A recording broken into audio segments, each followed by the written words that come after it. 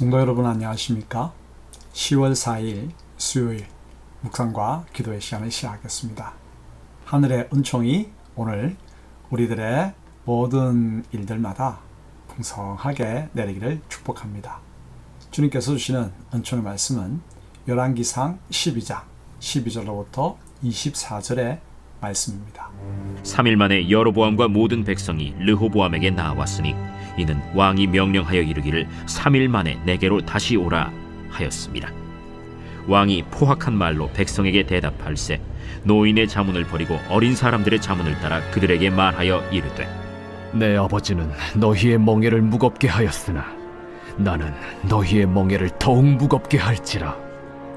내 아버지는 채찍으로 너희를 징계하였으나 나는 전갈 채찍으로 너희를 징치하리라 하니라. 왕이 이같이 백성의 말을 듣지 아니하였으니 이 일은 여호와께로 말미암아 난 것이라.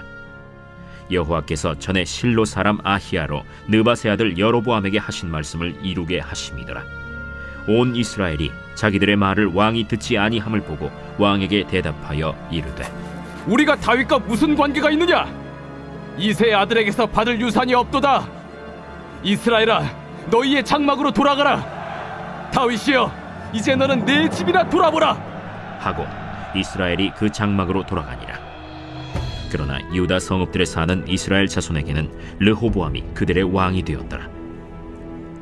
르호보암 왕이 역군의 감독 아도람을 보냈더니 온 이스라엘이 그를 돌로 쳐 죽인지라. 르호보암 왕이 급히 수레에 올라 예루살렘으로 도망하였더라. 이에 이스라엘이 다윗의 집을 배반하여 오늘까지 이르렀더라. 온 이스라엘이 여로보암이 돌아왔다 함을 듣고 사람을 보내 그를 공회로 청하여 온 이스라엘의 왕으로 삼았으니 유다 지파 외에는 다윗의 집을 따르는 자가 없음이라. 르호보암이 예루살렘에 이르러 유다 온 족속과 베냐민 지파를 모으니 택한 용사가 18만 명이라. 이스라엘 족속과 싸워 나라를 회복하여 솔로몬의 아들 르호보암에게 돌리려 하더니 하나님의 말씀이 하나님의 사람 스마야에게 임하여 이르시되 솔로몬의 아들 유다왕 르호보암과 유다와 베냐민 온 족속과 또 그 남은 백성에게 말하여 이르기를 여호와의 말씀이 너희는 올라가지 말라. 너희 형제 이스라엘 자손과 싸우지 말고 각기 집으로 돌아가라. 이 일이 나로 말미암아 난 것이라 하셨다 하라 하신지라. 그들이 여호와의 말씀을 듣고 그 말씀을 따라 돌아갔더라. 르호보암이 원로의 조언을 듣지 않고 젊은 신하의 자문을 따라 백성의 요구를 거절합니다. 그 결과 북이스라엘은 르호보암에게 등을 돌리고 여로보암을 왕으로 추대하죠. 그럼 어리석은 르호보암을 떠나는 북이스라엘을 살펴볼까요? 르호보암은 백성을 섬기는 자가 되라는 원로들의 조언을 거절하고 백성의 멍에를 더 무겁게 하라는 젊은 신하들의 말을 받아들이죠. 이에 화가 난 북이스라엘 10지파는 다윗의 집과 결별하고 여로보암을 왕으로 추대합니다.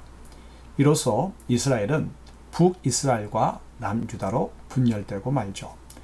그런데도 상황의 심각성을 인식하지 못한 르호보암은 여전히 북쪽 지파들을 일꾼 취급하며 역군의 감독관 아도람을 파견합니다. 그러자 북이스라엘은 아도람을 돌로 쳐 죽여 르호보암에 대한 분노를 드러내죠.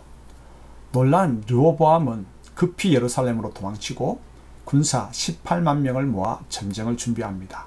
하지만 하나님은 선지자 스마야를 보내어 이스라엘이 나뉜 것은 주님이 하신 일임을 알리며 동족 간의 전쟁을 막으셨습니다.